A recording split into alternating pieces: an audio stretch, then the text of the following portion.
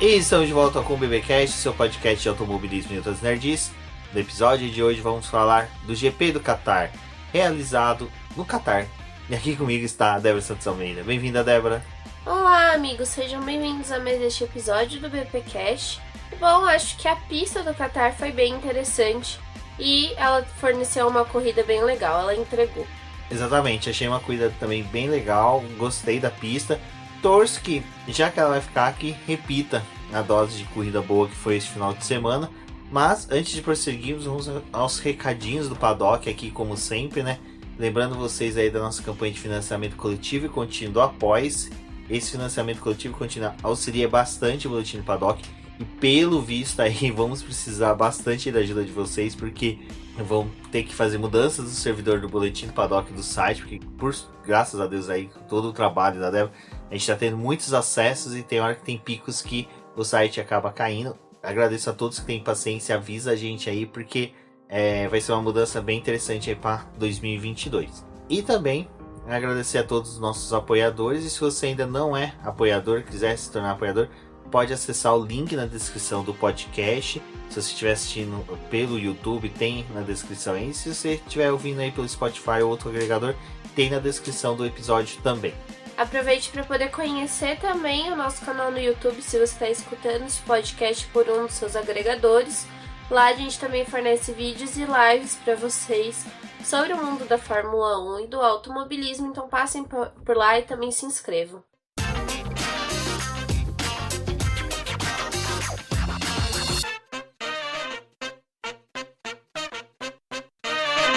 Bom, Débora, acabou o GP do Brasil, a gente ficou naquela, né, de... sabe, parece que depois do Natal não tem mais nada, tipo, passou tudo, acabou as festas, e agora o que vai acontecer? Mas ficou aqueles resquícios, né, do GP do Brasil, que foi, por exemplo, a discussão lá do incidente entre o Lewis Hamilton e o Verstappen. A Mercedes levou um novo protesto e ele seria analisado aí no Qatar, mas no final ficou elas por elas. A gente já imaginava que não ia dar em nada, né? Porque geralmente essas investigações que tem pós-corrida, eles acabam cobrando que os times entreguem novas evidências. A gente teve até aquela simulação ridícula lá da Red Bull há um certo tempo atrás com o Alexander Albon, né? Imitando as coisas que foram feitas na pista para poder levar como uma evidência, mas isso não funcionou de absolutamente nada. E dessa vez a Mercedes resolveu levar também as imagens lá da onboard para poder pedir para que tivesse uma nova investigação. E também não deu em nada. Os comissários falaram que aquelas imagens acrescentavam ao caso, mas não eram suficientes para poder mudar a decisão que eles já tinham tomado, até porque durante a corrida eles tiveram acessos a outras imagens que foram capazes de ajudar eles a tomar a decisão, então não eram aquelas imagens que a Mercedes estava levando como uma forma de avaliação para eles que ia fazer mudar a opinião. Então deixaram da forma como estava, né? Esse final de campeonato, tanto a Mercedes quanto a Red Bull, a gente teve uma coletiva de imprensa na sexta-feira dos dois chefes de equipe, né, do Toto Wolff e do Christian Horner, falando sobre isso, que agora eles estão no final do campeonato, então eles vão levar algumas pequenas coisas aí para poder fazer avaliações, né, e para a FIA tomar outras decisões, porque eles estão no limite, são poucos pontos que separam as equipes. Tem uma disputa aí entre o Lewis Hamilton e o Max Verstappen também, e toda essa questão é aquela coisa, né, tirar pontos do seu adversário.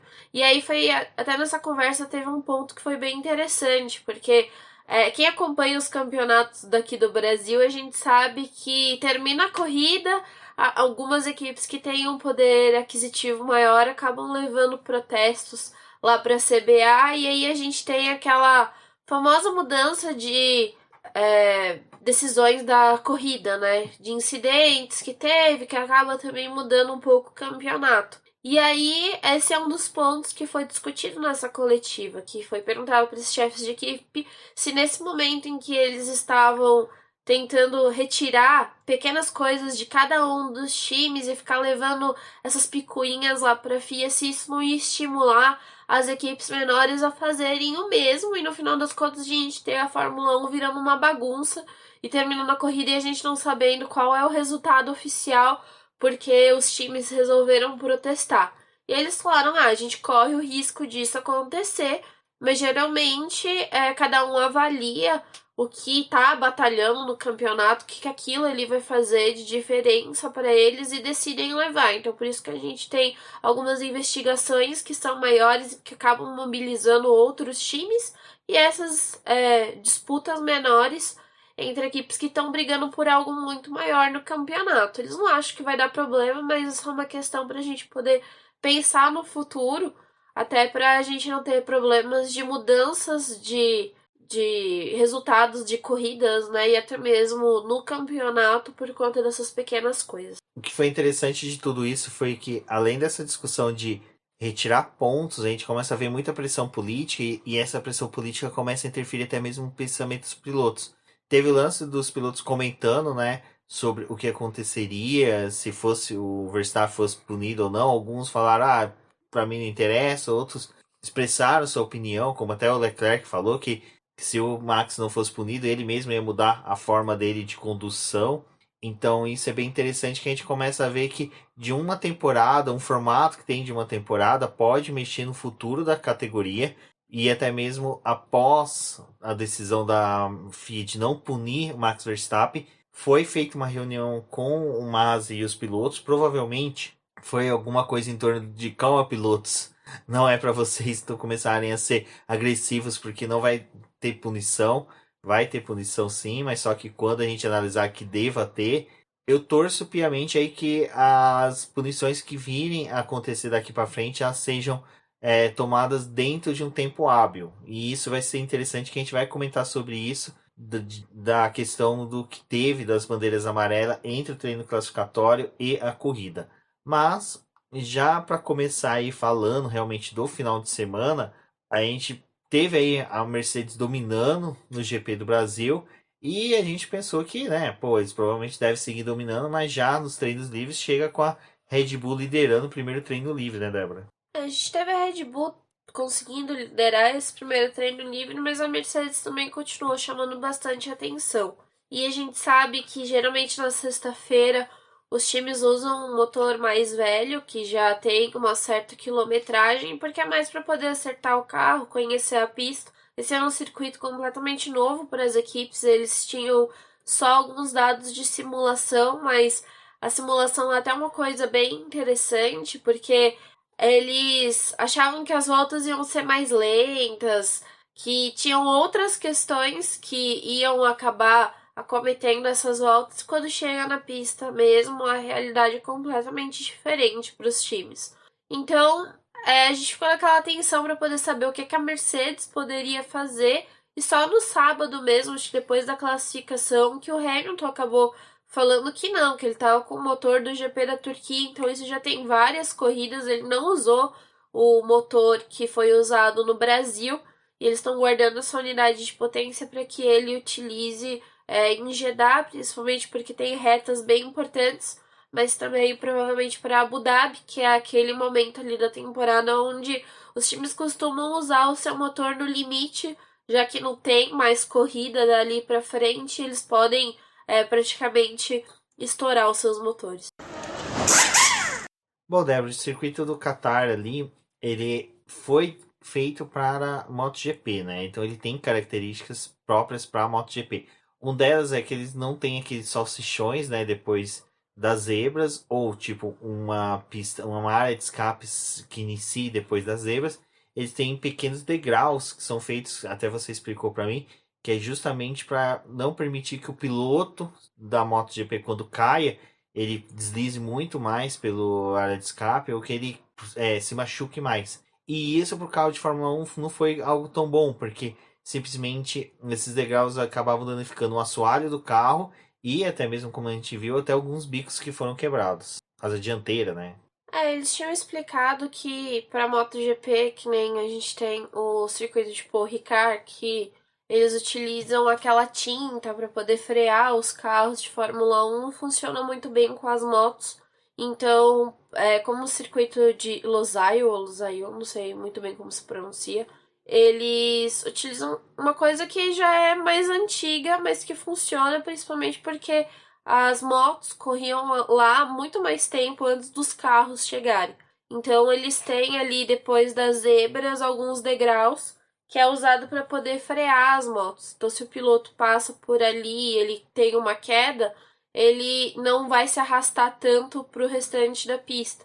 E logo depois a gente já tem a utilização da brita, que é uma brita também diferente, que é para poder ajudar a frear esses pilotos da moto. E para os carros de Fórmula 1 isso acaba que não funciona muito bem, porque a gente vê que a tendência deles é realmente atacar as zebras e alguns até extravasam, né, os limites de pista indo um pouco além das zebras. E aí a gente já teve a questão dos carros pegando esses degraus e danificando bastante dos assoalhos. Então sempre que o piloto voltava para os boxes, a equipe tinha que ficar ali olhando o assoalho. Muitos dos pilotos estavam pedindo para poder fazer verificações, porque por mais que a equipe acabe acompanhando o carro, tanto com câmera, mas com sensores, os pilotos sentem, né, a mudança que o carro tem de estar puxando para um lado, para o outro, ou tá tendo alguma coisinha ali, eles pedem uma verificação ali na parte do assoalho. A gente teve uma Mazepin tendo um lance que foi um pouco até mais grave do que só danificar um assoalho. No primeiro treino livre, ele acabou quebrando o chassi do carro, que era um chassi novo que a Haas estava usando, relativamente novo, né? Porque ele não estava cheio de massa, de remendo, como os outros chassis que eles já usaram na temporada. Então, para essa parte final aí do campeonato, eles estavam optando por um chassi que fosse mais leve para os dois pilotos.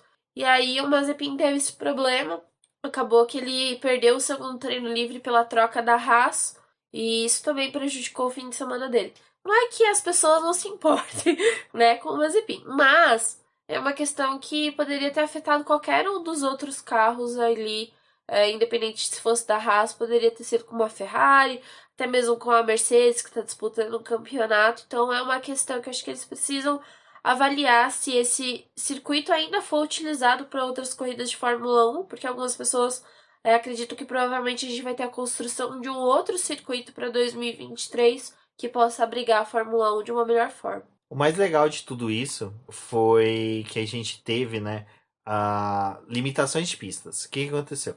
Começo da semana, ali quando já acabou os assuntos de Interlagos, começou a ter, não vai ter limite de pista. De repente começou o limite de pistas, curvas X, X, X. De repente todas as curvas, todos os pontos vai ter limite de pista. De repente não, nem todos vão ter. Ficou assim uma loucura e no final foram criados limites de pistas, mas só que a gente teve, como poderia colocar, não teve tantas voltas canceladas no treino classificatório. A gente já viu que os pilotos meio que se habituaram realmente a esses limites de pistas, o que no final foi até bom que não interferiu tanto no espetáculo. Ali na sexta-feira mesmo já teve essa discussão da questão dos limites de pista, que tinham muitas curvas com esses limites e os pilotos não estavam extravasando naquelas, mas estavam extravasando em outras.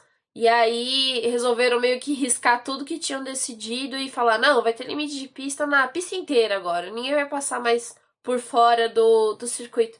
E, gente, foi o que a gente já tava falando, assim, não tava tendo muito ganho também você extravasar limite de pista em algumas partes desse circuito, porque você ia além, você quebrava o carro, sabe? Então, os pilotos estavam um pouco mais cuidadosos. É óbvio que durante o fim de semana a gente teve algumas voltas deletadas nos treinos livres, e na classificação também a gente teve algumas, mas os pilotos também já estavam mais cuidadosos, não só por ter a questão de ter voltas deletadas, mas era por danificar o carro mesmo. Os próprios engenheiros estavam avisando várias vezes no rádio: olha, não extravasa em tal parte do circuito, porque você vai quebrar o carro e pra gente não é agradável, né? Quebrar um carro, ainda mais uma classificação. Uma coisa que a gente já vem fazendo há bastante tempo é exaltar como o Pierre Gasly tá correndo bem, né? Até uma aposta depois dos treinos livres, né, é que eles teriam um bom final de semana, né? Mas a gente viu ali nos treinos livres tanto o Pierre Gasly, que vem defendendo a AlphaTauri praticamente sozinho contra a dupla da Alpine, mas a dupla da Alpine também muito bem nesse final de semana. A gente teve realmente isso, né? O Gasly tá numa grande fase, é um piloto que a gente acaba observando em treino livre e classificação, tá indo muito bem. E ele já nas primeiras sessões estava andando muito forte entre os primeiros colocados. Obviamente a gente sabe que a real posição dele não é ali atrás de um Hamilton ou de um Verstappen, ele acaba ficando um pouquinho mais para trás, porque a gente tem que levar em consideração que ainda tem o Bottas e o Pérez também nesse ritmo de classificação. Mas o Gasly estava se posicionando muito bem e foi um piloto que surpreendeu também na classificação. E nessa disputa direta entre Alpine e AlphaTauri, acho que o que vale destacar é porque eles tinham chegado no Qatar com a mesma pontuação, eles estavam empatados. Então tinha toda aquela tensão de como que eles iam se desenvolver no restante do fim de semana, se a gente ia ter a possibilidade de que esses pilotos deixassem o Qatar, fazendo suas equipes ainda estarem empatadas ou com uma diferença maior. Depois a gente vai ver que teve realmente uma diferença maior, agora dificulta até um pouco mais pro trabalho da AlphaTauri no final da temporada. Bom, e aí para classificação, né, Débora? A gente não tinha muita coisa assim para poder criar previsões, porque realmente estava complicado, mesmo com a liderança aí da Red Bull barra Mercedes no final de semana, nos treinos livres, na verdade, a gente não tinha muitos parâmetros para as outras equipes, né? Então, no Q1, a gente viu os carros toda hora na pista, não era aquela questão de tipo assim. Entra, faz uma volta, já vai para os boxes. A gente vê a pilotos tentando até duas, três vezes com o mesmo conjunto de pneus, o que gerou muito trânsito no Q1, meio parecendo ali aquele final de Q3 em Monza, né? A gente tendo ali muitos carros tendo dificuldade de abrir voltas e muitos carros que estavam até em volta rápida tendo dificuldades, principalmente ali no último setor, para poder finalizar sua volta, porque estava tendo realmente muito carro zanzando de um lado para o outro da pista. É um traçado que tem uma reta muito importante ali que acaba comprometendo o seu primeiro setor, então os pilotos preferem pegar aquele trecho mais livre.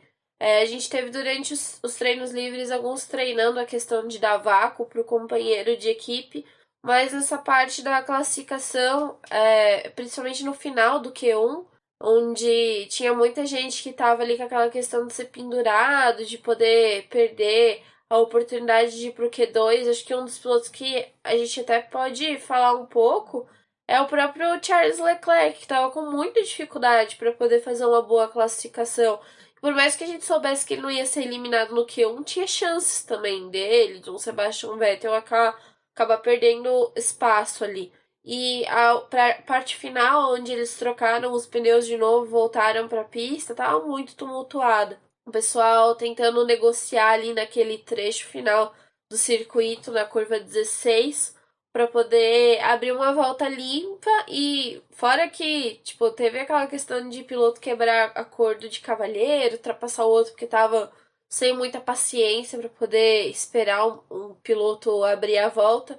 Então teve todas essas questões. Bom, no Q1 foram eliminados mesmo o pessoal que sempre a gente vê ali sendo eliminado, a, a dupla da Alfa Romeo e a dupla da Haas, né? Com o Latifi fazendo companhia ali para eles. Russell, por mais uma vez, conseguiu levar o carro aí pro Q2, acho que foi algo bem interessante aí. Mas eu acho que realmente o destaque aí pro Q2 foi realmente o Leclerc e o Richard.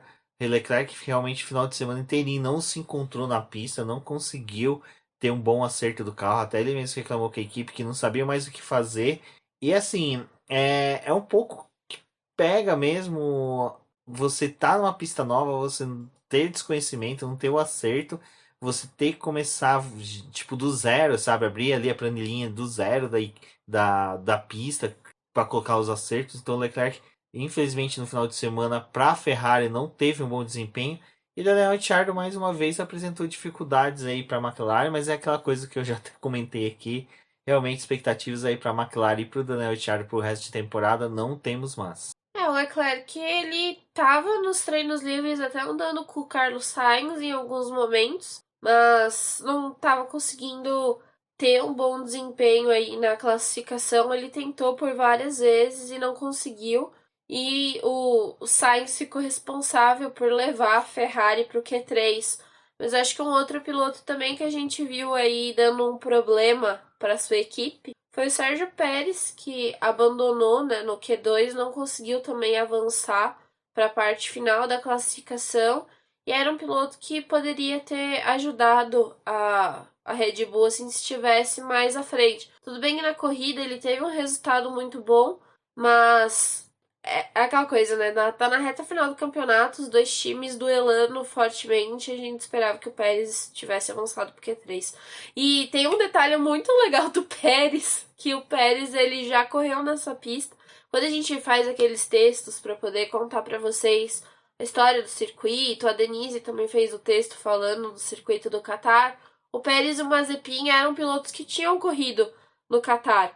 E o Pérez acho que tinha uma expectativa muito maior de que ele tivesse um resultado melhor, porque ele tem uma vitória lá de quando ele corria na GP2 Asiática. E aí, naquela coletiva também que teve de imprensa, que o Christian Horner falou, né, um pouco do que os pilotos estavam sentindo dessa pista, ele falou que teve que lembrar o Pérez da vitória que ele teve por lá, porque nem o Pérez lembrava que já tinha corrido lá e muito mais que ele também não lembrava que ele tinha vitória. Então, assim, a vantagem que todo mundo achava que o Pérez poderia ter nessa pista por já conhecer ela é completamente furada, sabe? Ele nem sabia. O Horner teve que mostrar a foto pra ele poder lembrar que ele já tinha pisado o pé lá. E aí, depois da classificação, ele falou: olha, realmente, eu não tive nenhuma vantagem de já conhecer essa pista. Não consegui me encontrar nela, nessa parte da classificação, e eles tiveram que focar para a corrida. Bom, e aí no Q3, eu acho que realmente a gente tem que fixar mesmo na disputa da pole entre o Max Verstappen. É, realmente, entre Max Verstappen e Lewis Hamilton, porque, assim, a gente já tinha informação, como até a Débora ressaltou, que o Lewis Hamilton tava com o motor, né, do GP da Turquia, não era o mesmo motor do GP do Brasil, então a gente já começa a ficar naquela sensação de será que ele vai conseguir a pole position, mas Lewis Hamilton, assim, cara, final de semana, no treino classificatório, tipo, eu acho que o fato dele gostar da cor roxa mesmo, até do capacete, faz muita diferença, porque Q1, Q2, Q3, o cara roxeando todos os setores, e no Q3 não foi diferente. Foi uma volta, assim, magistral, perfeita. Não digo perfeito, porque, assim, se você acompanha a volta dele, você vê que em determinados momentos o carro dele dá muito de traseira, que é uma característica que essa nova configuração em que o carro da Mercedes está trazendo para ser mais rápido. Eu acho que até mesmo para dar mais grip, mais potência da entrega do motor pro carro, e tá muito de traseira, então tá traseirando muito, mas o Lewis Hamilton tá conseguindo segurar muito bem. E aí Max Verstappen, que vinha fazendo voltas boas, mas não conseguiria, né, alcançar ali o Lewis Hamilton. A disputa dele mais direto era contra o Valtteri Bottas para tentar fazer um P2 e assim não ter entre o Hamilton e ele o Bottas, que poderia dificultar ali até uma possível disputa pela vitória, mas no meio do caminho aí teve uma asa quebrada do Pierre Gasly, que acabou estourando o pneu dele, fez com que tivesse bandeira amarela, pilotos tiveram que tirar o pé, e isso daí já foi dando uma tônica para o que seria a nossa manhã de domingo. A Mercedes acho que foi muito esperta nessa parte final do Q3, que liberou logo o Hamilton e o Bottas para poder fazer as suas voltas, não ficou segurando eles por tanto tempo. Então, acho que foi uma vantagem para os dois pilotos até ter a oportunidade de lidar com uma pista um pouco mais livre. Entretanto, o Bottas também vai sofrer com punição, né, para o domingo. Mas o Hamilton, ele tava perfeito na pista de novo. Ele conseguiu colocar quase 500 milésimos de diferença para o Verstappen, o que é um tempo bem importante aí, principalmente para essa fase final do campeonato. E já sabendo da questão do motor, em que ele estava com um motor que não é aquele que a gente imaginava, que era o que tinha mais potência, ele conseguiu tirar muito desse carro. Eles conseguiram lidar bem com a questão dos ajustes. E ficou aquela coisa pra gente ver como é que ia ser o restante do fim de semana. Eu acho que também merece um destaque, por mais que a gente já tenha falado da própria Alpine, que conseguiu levar os dois pilotos para o Q3. É um resultado muito legal e a Alpine ela estava conseguindo tirar muito desse carro. Teve até uma matéria no site da Fórmula 1 falando que a Alpine poderia ter uma vantagem nesse circuito, porque eles contam com o David Brivio, que trabalhou na MotoGP, então ele pelo menos conhece o circuito, tem uma leitura bem interessante desse traçado. Então ele seria um cara que poderia dar um direcionamento para a Alpine que outras equipes não teriam, porque não tem esses profissionais que trabalharam nessa categoria que já correu por lá.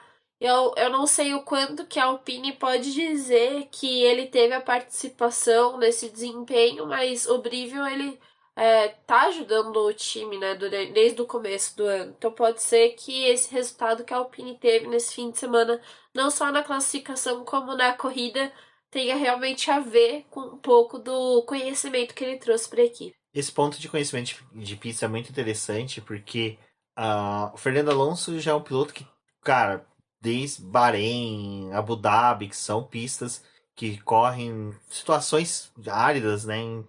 E principalmente o Bahrein, o Fernando Alonso sempre se deu bem. Então, assim, eu acho que é interessante a gente sempre ver isso, porque quando a gente fala de pilotos mais velhos na Fórmula 1, o pessoal ainda torce o nariz, fala assim, pô, esses caras já tinham ido aposentados, e aí já vai dando a tônica do final de semana, né? Porque a gente tem Lewis Hamilton comandando muito bem, e o Fernando Alonso correndo bem também, e até o Sebastian Vettel, cara, que até rendeu vários memes aí de que o Vettel tá realmente carregando a Alpine nas costas. Alpine não, desculpa, Alpha Tauri. Eu tô confundindo de todas com A. Desculpa, Aston Martin. E é legal que a gente viu esses pilotos mais velhos conseguindo entregar pena só, né? O Kimi Raikkonen que não podia fazer muita coisa com a Alfa Romeo. Bom, mas aí o ponto que é interessante da pole do Lewis Hamilton, vale a gente falar agora rapidinho antes de entrar na corrida, que foi assim, o treino classificatório o final dele é um momento em que você realmente tem a entrevista dos pilotos, tem um grande destaque ali do piloto saindo do carro. Então a gente conseguiu ver em ação mais do que nas imagens que já estavam rolando nas redes sociais, é o capacete, né, do Lewis Hamilton, que eu achei que foi, cara, sensacional ele ter levado lá a pintura, tudo. E aí foi interessante que até a gente teve o Raí Caldato contando para nós, né, que a decisão do Lewis Hamilton de ter esse capacete para as próximas 3 corridas partiu do final de semana do GP do Brasil. Então a gente vê como o patrão estava realmente inspirado aqui no Brasil neste final de semana passado. E ele decidiu e pediu, isso foi na sexta-feira do GP do Brasil, e o Raí e a equipe dele teve que correr, prontificar para desenvolver o desenho, e foi entregue no GP do Brasil antes da corrida. Então, assim, cara, minutos antes ali foi aprovado, então provavelmente o Lewis Hamilton, já com pensamento na corrida, teve que visualizar o capacete e poder, né, aprovar esse design. Então, Rai, parabéns, ficou muito bonito, ficou muito lindo. Eu particularmente adorei. Não minto que fiquei com muita vontade aí de procurar pesquisar uma miniatura quando surgir desse capacete aí para vender, porque para mim é um dos capacetes mais bonitos que nós tivemos no ano desses capacetes especiais. Se vacilar, para mim é um dos capacetes mais bonitos que o Lewis Hamilton já apresentou na Fórmula 1. Esse capacete não é só do Rai Caldato, mas também do designer, o Daniel Causar, que ele é um artista não binário e ele utiliza esse arco-íris, né, que é um símbolo da luta LGBTQIA+, e ele acabou ajudando, foi uma inspiração ali para eles fazerem esse capacete para o Hamilton. E é bem interessante porque eu fiz uma matéria falando lá no BP, contando um pouco da história desse capacete e da escolha. O Hamilton tá aproveitando que eles estão indo para essa reta final do campeonato e países que são bem problemáticos com relação a leis muito rígidas dentro do seu território, com questão de considerar o homossexualismo sendo um crime. Então, o Hamilton acha importante, com essa passagem da Fórmula 1 aí por esses lugares, chamar a atenção. E aí vocês vão se questionar, mas como que um capacete pode mudar, né? Tipo, eu vi até alguns comentários meio não, bem pesados, falando que, e como vocês acham que o Hamilton, tipo, resolveu todas as questões com esse capacete? Não é sobre resolver todos os problemas, mas é para poder chamar a atenção para o mundo. A gente sabe que a Fórmula 1 não tá passando apenas para o Brasil, apenas para os países como Inglaterra, Alemanha, Estados Unidos, não, ela também passa essa parte do Oriente e um capacete pode sim gerar discussões, fazer com que as pessoas pensem com relação a esses direitos e pensar num futuro diferente. É muito complicado a gente ver que ainda hoje em dia tem lugares que acabam condenando e fazendo com que pessoas que fazem parte desse grupo sejam criminalizadas. Tem uma matéria da BBC muito interessante que em 2020 tinham 69 países em que consideravam as pessoas homossexuais como é, da parte de ser criminalizado isso. Então é uma discussão que a gente precisa ter. Também são países que são bem conhecidos com relação a não respeitar os direitos humanos. Esses últimos acontecimentos aí, a gente teve até algumas investigações com relação a trabalhadores que estavam recebendo pouquíssimo para poder participar ali e no seu trabalho, né, fazendo questões de obras nesses países, que recebem muito pouco, que são privadas de muita coisa, e trabalham muito, e aí a gente tem todo a construção de lugares que parecem ser extremamente desenvolvidos pela questão da tecnologia, e quando a gente vai olhar mais a fundo, tem vários problemas. Então a gente já sabe que a Fórmula 1 tá correndo por dinheiro e que esses países acabam pagando muito para poder ter a categoria por lá, apesar de muitos nem terem tradição no automobilismo, mas é uma categoria que a gente sabe o quanto que é status e poder. E aí a gente vê que é necessário sim os pilotos se mobilizarem e falarem sobre esse assunto. O capacete é uma forma de protesto para os pilotos, porque o macacão deles eles não conseguem fazer nada, tem ali que respeitar os seus patrocinadores. Teve também aquela questão de não poder usar uma camiseta como forma de protesto em pódio, em outras celebrações ali da Fórmula 1, mas que bom que a categoria ainda não tirou o capacete, né? Não tirou essa oportunidade dos pilotos fazerem protestos no seu capacete. Então, por mais que a gente tenha algumas pistas aí, eles exaltando o fato de estar indo correr num lugar que é muito especial para eles, corridas em casa, em que eles acabam levando pinturas comemorativas, a gente também tem esse outro lado da Fórmula 1 que acaba mostrando capacetes que são utilizados para protesto. E esse capacete do Hamilton, dado tudo que ele fez no fim de semana, liderando um treino livre, classificação, vencendo uma corrida, ele tá estampando o mundo inteiro, sabe? Tipo, as pessoas utilizaram essas fotos dele para poder colocar em suas matérias. E sim, isso faz você questionar, porque algumas pessoas ainda se sentem incomodadas com o arco-íris, sabe? Então eu acho que é interessante a gente ter essa discussão. Bom, e aí a gente já vê como o Lewis Hamilton chega gigante para a corrida, né? E isso faz com que a gente comece a ter uma expectativa boa, principalmente porque surge a notícia que o Max Verstappen, Valtteri Bottas e Carlos Sainz estavam sendo investigados por causa da bandeira amarela, né? O período ali, o curso que teve de bandeira amarela por causa do Pierre Gasly, em que o Max Verstappen não reduziu em dupla bandeira amarela, enquanto que Valtteri Bottas e o Carlos Sainz, em bandeira simples amarela, também não reduziram. Até foi interessante que estava tendo a etapa dos carteiros lá em Interlagos, a gente foi comparecer lá para prestigiar a etapa.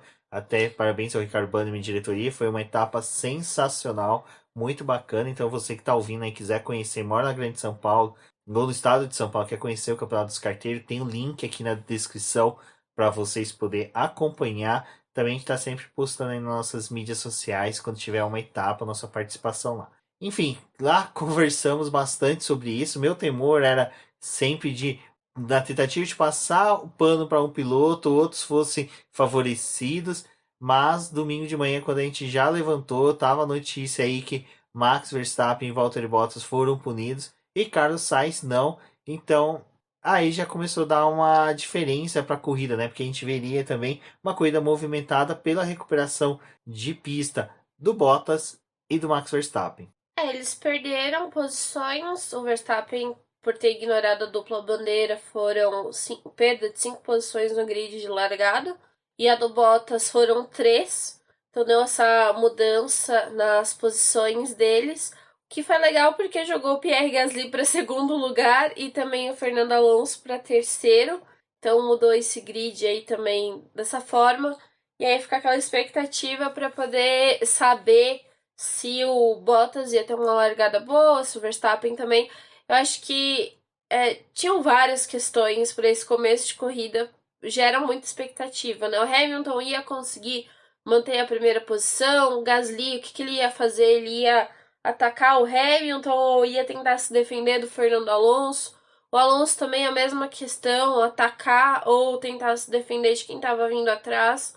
Tinha muita coisa para a gente poder ver nessa largada e apostar nesses pilotos para saber como é que ia ser o restante da corrida. Bom, o Max Verstappen largando ali da sétima posição, a gente já calculava que sim, ele conseguiria recuperar a corrida, mas aí que ficou aquela sensação de, cara, ele vai conseguir repercutir, fazer novamente, repetir ficou meio estranho, mas fazer novamente uma corrida de recuperação assim daquelas monstruosas que ele fazia. Fez no início da corrida ali, já chegando em P2 rapidamente, mas uma sensação que o pessoal ficou foi o seguinte: será que ele vai repetir o que o Lewis Hamilton fez, né? De chegar no Hamilton e conseguir a vitória?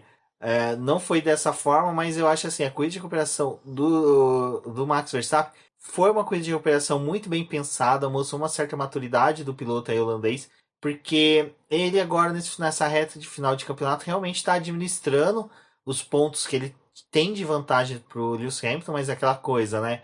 Corre-se o risco de realmente na última etapa ali ter que ter uma disputa mais direta entre os dois. Isso pode ser bacana, pode ser ruim também. Vamos torcer para que saia tudo nos conformes.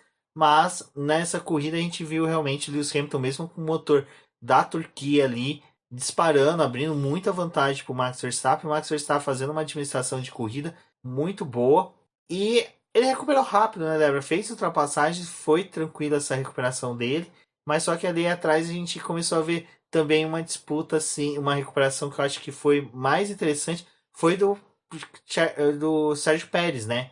Que o Tcheco veio realmente fatiando o grid, comparado com o Valtteri Bottas, que parecia que tinha uma âncora amarrada naquele carro, que teve que o Toto Wolff vir falar: Bottas, pelo amor de Deus, né? Ou a última parcela do seguro-desemprego, quer dizer, da aviso prévio ainda não foi depositada, a gente pode suspender aí o cheque.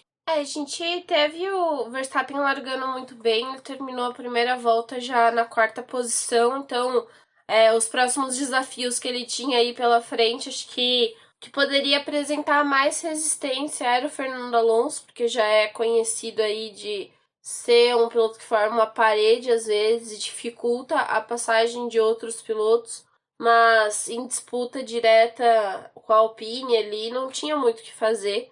Ele não teria como fazer uma ultrapassagem que conseguisse.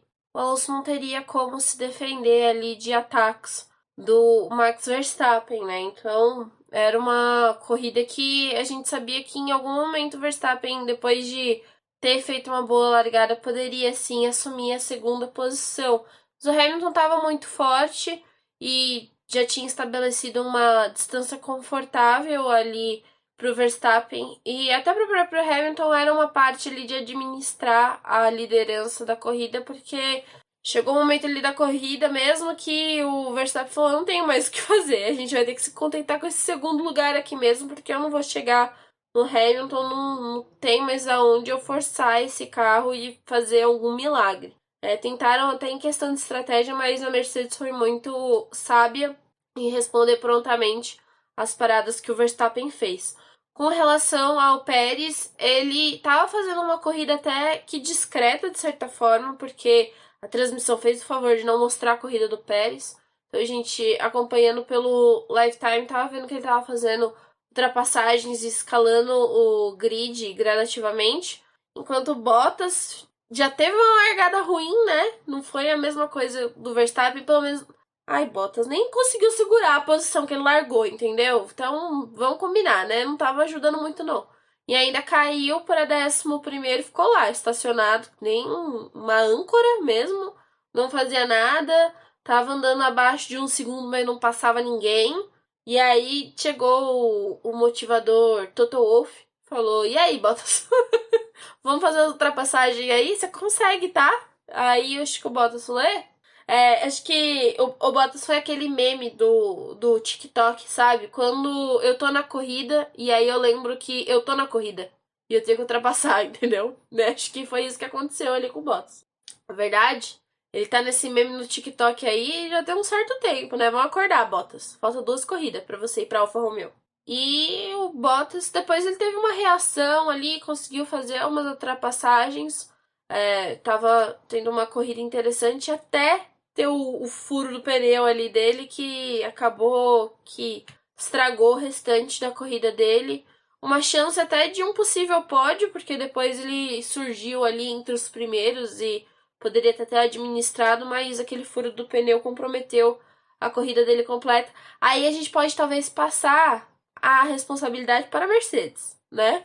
Mas até aquele momento não dava não, Bottas.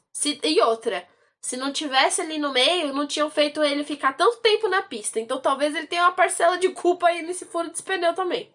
É a mesma coisa do GP de Imola, né? Aquela coisa. Não era pra você estar ali. É que nem no GP do Brasil. Ah, a estratégia dele a Mercedes errou. Cara, não era pra ele estar ali. Era pra ele ter liderado a corrida. Era pra ele ter largado na frente do Verstappen e ter ficado na frente do Verstappen. Então, assim, o Bottas, ele é o cara que ele tem um azar, ele samba na cara do azar e depois não quer que dê errado as coisas pra ele. Tipo, mano, não era pra ele tá demorando tanto assim, sabe, para passar os pilotos. Ele fica cozinhando, ele fica ali atrás, sabe, tentando esperar o melhor momento. Ele não avança, cara, ele tem o segundo melhor carro do grid. É impossível ele ter que ficar tanto tempo atrás do Tsunoda, do Stroll, sabe? Tipo, cara, é o Stroll, meu. Nossa, o Stroll tava fechando bastante ele na corrida. Enfim, tivemos esse resultado aí do Bottas e é o que podemos dizer da corrida dele. Bom, acho que do Pérez e do Bottas é isso, né, Débora? Mas só que vale um ponto aí pra gente poder ressaltar que tudo bem, Pérez correu bem, Bottas conseguiu chegar ali no pódio, mas eu acho que foi a vontade dos deuses do automobilismo que esse pneu furasse pra gente ter Dom Fernando, né, o príncipe das Astúrias, ali no pódio, porque assim, o meu eu de 2012 foi revivido, sabe? Vendo um pódio entre um piloto, o Lewis Hamilton, que na época estava na McLaren, com o Fernando Alonso na Ferrari, com um piloto da Red Bull, Só jovem faltou o estreante. Sebastian Vettel. Cara, se tiver Fórmula 1, você tem a chance aí nas próximas 2 corridas de fazer um pódio. Hamilton, Alonso e o Vettel. Já estava esquecendo o nome do Vettel. Pelo Acabou de amor de Deus. falar e já esqueceu. Exatamente. 2 horas da manhã na hora da gravação começa a ficar meio difícil. Mas enfim, eu acho que a Fórmula 1 tem ainda essa chance. Nós merecemos sim esse pódio. Acho que seria muito bacana. Mas ver o Fernando Alonso ali, cara, a gente teve a aula do Lewis Hamilton aqui no GP do Brasil, de pilotagem, de tudo, mas só que qualquer corrida que você vê o Fernando Alonso fazendo algo de diferente, conseguindo superar outros pilotos, cara, é sim uma aula de pilotagem. Foi o que eu comentei agora há pouco. O cara soube, sabe, economizar pneus, soube correr muito bem, não se colocou à risca em qualquer momento, sabe? Foi uma corrida assim de piloto gigante que o Fernando Alonso fez esse final de semana. O Alonso, ele teve esse brilhantismo ali. Foi muito importante ele ter começado a corrida entre os 3 primeiros, superado o Pierre Gasly. Não tinha muito o que ele fazer com relação ao carro da Red Bull. E aí depois, quando as paradas foram acontecendo, o Fernando até saiu ali de uma possibilidade de estar no pódio, mas ficou próximo para poder beliscar a oportunidade que tivesse. Então ele foi um piloto que, apesar de não conseguir acompanhar o ritmo dos carros que estavam à sua frente, a gente tinha um gap muito grande do segundo para o terceiro colocado, o que foi até uma parte importante para poder possibilitar que a Red Bull optasse por fazer a volta rápida com o Max Verstappen, né? Confirmar a volta rápida ali com os pneus macios foi porque tinha esse gap para a Alpine. A gente já sabia que isso ia acontecer se a gente não tivesse uma outra Mercedes ou uma outra Red Bull no terceiro lugar. E o final ali da corrida foi, de certa forma, milagroso pro que trouxe esse resultado para Fernando Alonso. A gente teve estouros de pneus na parte final da prova, mas principalmente do Nicolas Latifi foi o que mais influenciou, porque foi o que gerou o virtual safety car de 2 voltas ali para poder neutralizar a corrida. Então também fez com que o Pérez, que estava atrás de pneu mais novo, não conseguisse avançar tão prontamente para poder chegar no Alonso e talvez ter alguma briga na última volta da corrida. Então, isso ajudou bastante ele também. Mas eu acho que, de certa forma, teve aquela questão ali de ser uma parada também de segurança, né?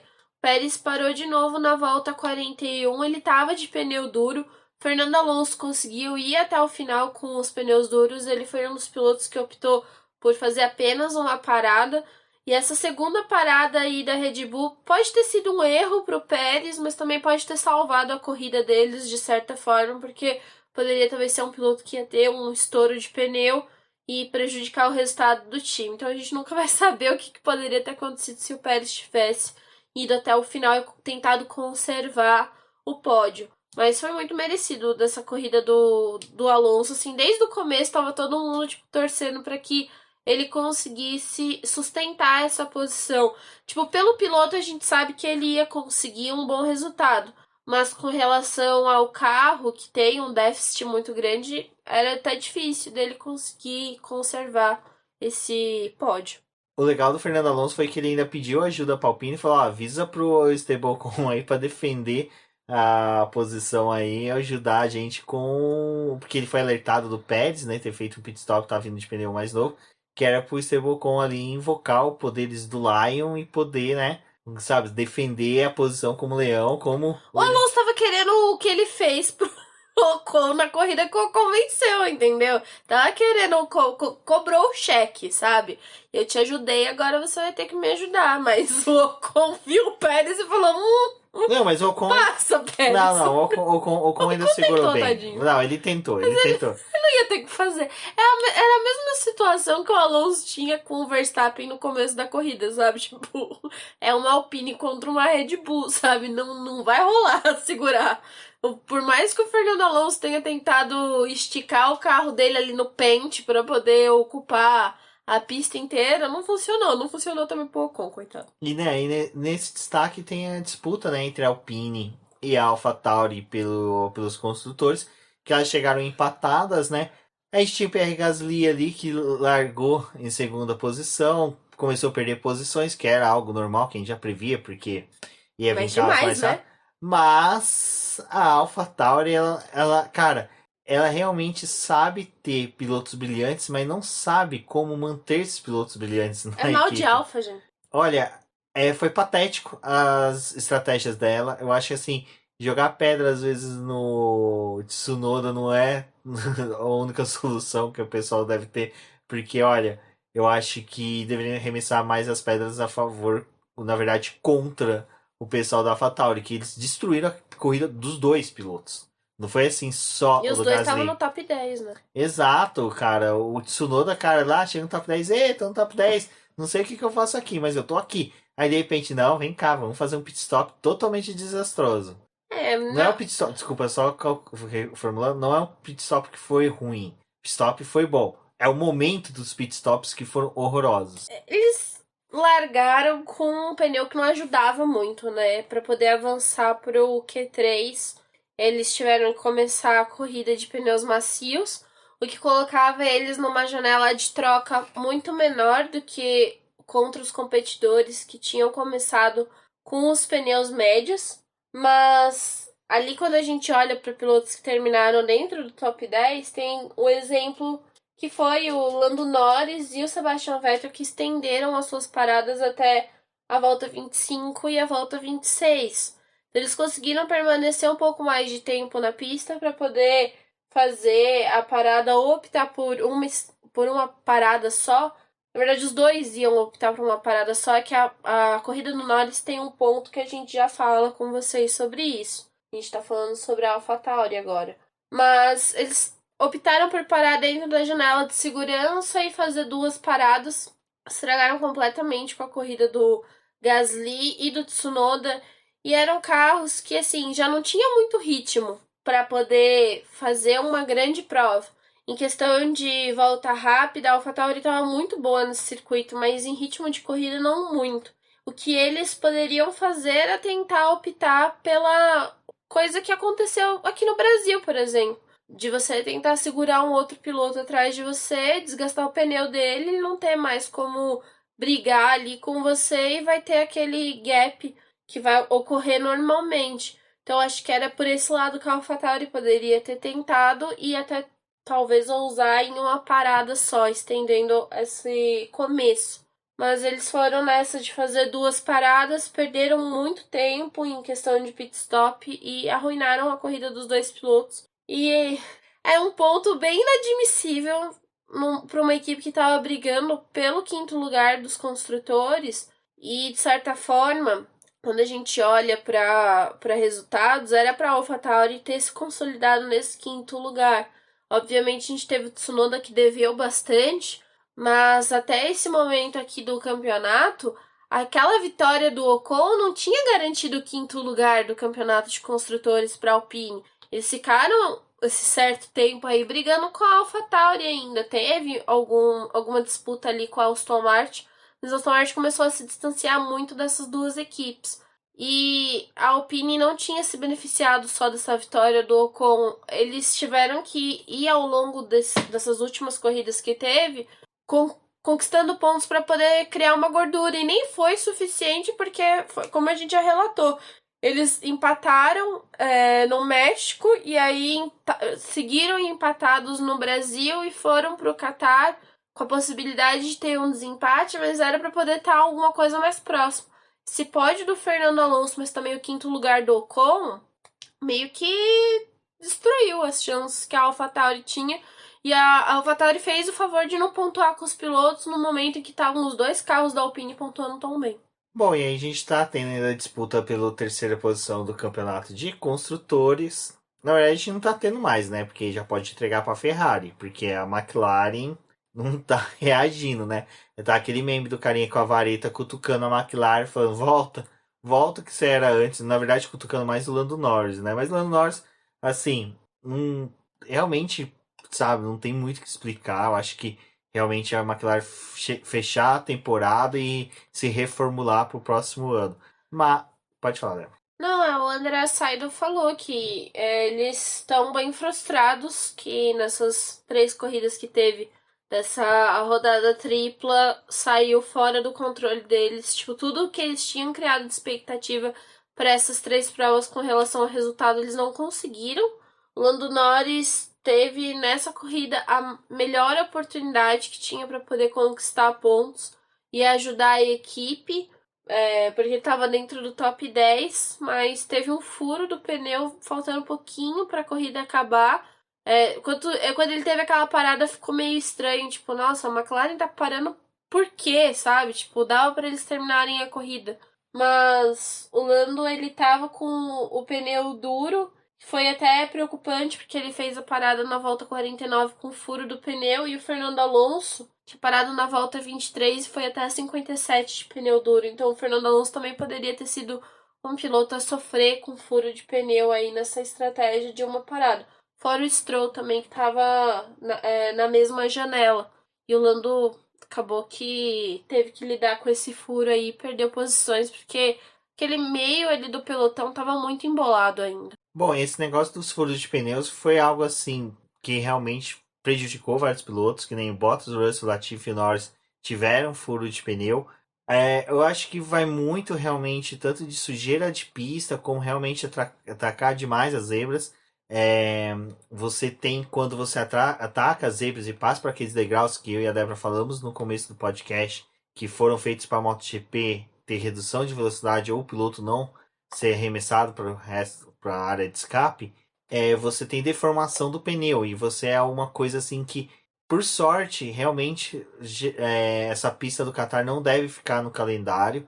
2023 possivelmente teremos uma pista nova. Torço para que não tenha esses degraus, porque o pneu que vai ser utilizado ano que vem, a gente vai ter uma condição que até a Pirelli já falou que é uma coisa que preocupa um pouco eles, que é a questão da mordida do aro na banda de rodagem do carro. Então, do pneu, na verdade. Então, o fato de ter esses degraus num carro desse é muito mais preocupante.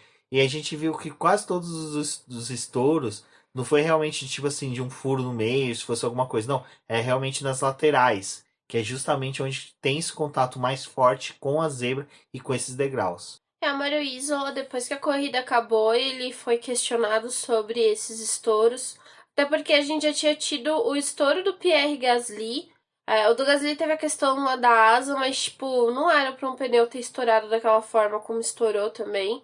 E aí teve esses estouros na corrida. Foi uma coisa que eu até tinha comentado com o Rubens depois da classificação.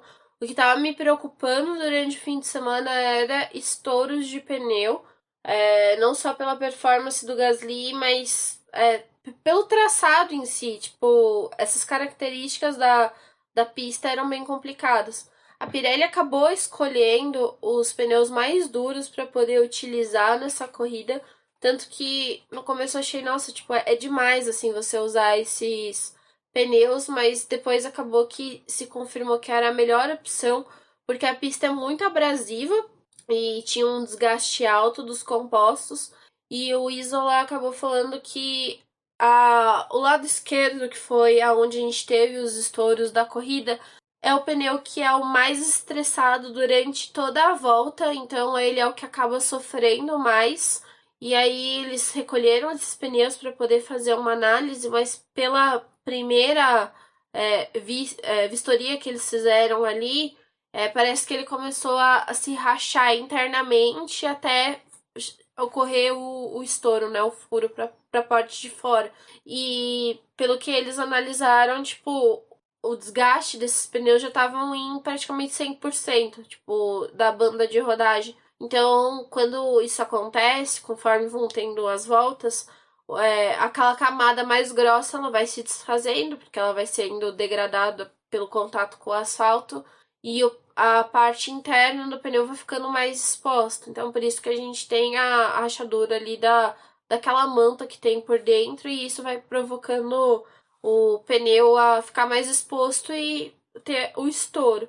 Às vezes ainda vão fazer algumas análises verificando esses compostos, mas provavelmente foi tipo uso excessivo do pneu, mais a pista que era muito abrasiva, que acabou gerando todos esses problemas que a gente teve nessa corrida, e é algo que precisa se pensar. Esse é o último ano desses pneus sendo utilizados, já para 2022 vão ser os compostos de 18 polegadas, mas é uma coisa que tem que ficar em alerta, porque a gente não teve estouro de pneu só nessa corrida esse ano, né? A gente já teve em outros, foi um dos motivos da Pirelli precisar reforçar eles para que aguentassem o restante das corridas do ano. Bom, e agora a gente vai para Jeddah. Aparentemente, aí tá naquela coisa de vai ter ou não vai ter, porque a própria Fórmula 1 já admitiu que tá com atrasos na obra, Mas hoje soltam as fotos aí falando que tá linda. Exatamente, falando que já tá tudo ok, que dá para receber sim, que tal. Para a categoria, uma prova a mais é interessante, não jogar a decisão para final ali para a pista de Abu Dhabi, da situação que tá tendo agora, de o Max Verstappen chegar com uma diferença. Assim, eu sei que não seria justo com o Max Verstappen tentar colocar mais provas para o Lewis Hamilton chegar nele, mas se está se desenhando de uma possibilidade de se chegar em Abu Dhabi ali com até mesmo o Max Verstappen continuar na liderança, se ele conseguir mais volta rápida e segundo lugar na próxima prova, dele chegar com 2 pontos apenas de vantagem, o que faria com Ou que. empatados. Ou até mesmo empatados, caso o Lewis Hamilton vença e faça a volta mais rápida. Então, tá se desenhando aí uma final muito bacana pra gente ter em Abu Dhabi. Acho que vai ser a primeira vez que a gente vai ter uma final ali bem acirrada. Acho que a última que a gente teve realmente foi 2010 e 2016, que a gente teve a vitória do Nico Rosberg. Mas vamos aguardar, vamos acompanhando aí o site do Boletim do Paddock. A gente vai manter vocês informados sobre o desenvolvimento aí, o que vai rolar aí do GP de Jeddah. Para vocês fica o nosso agradecimento, muito obrigado por ter ouvido o BBcast até aqui. Não se esqueça de comparecer aí na nossa lives durante a semana, ler os posts da Débora lá no site, ouvir o nosso podcast, compartilhe nas redes sociais, é muito importante aí para a gente saber quem são vocês. Deem a sua opinião no que a gente pode mudar. Como eu já falei no episódio passado, estamos nos preparando aí para 2022 e a opinião de vocês, o pedido de vocês é muito importante aí, porque a gente tem para desenhar para o ano que vem. Um forte abraço e até a próxima. Eu sou a Débora Almeida, me acompanhe no Twitter e nas outras redes sociais e o Boletim do Paddock também, e até uma próxima.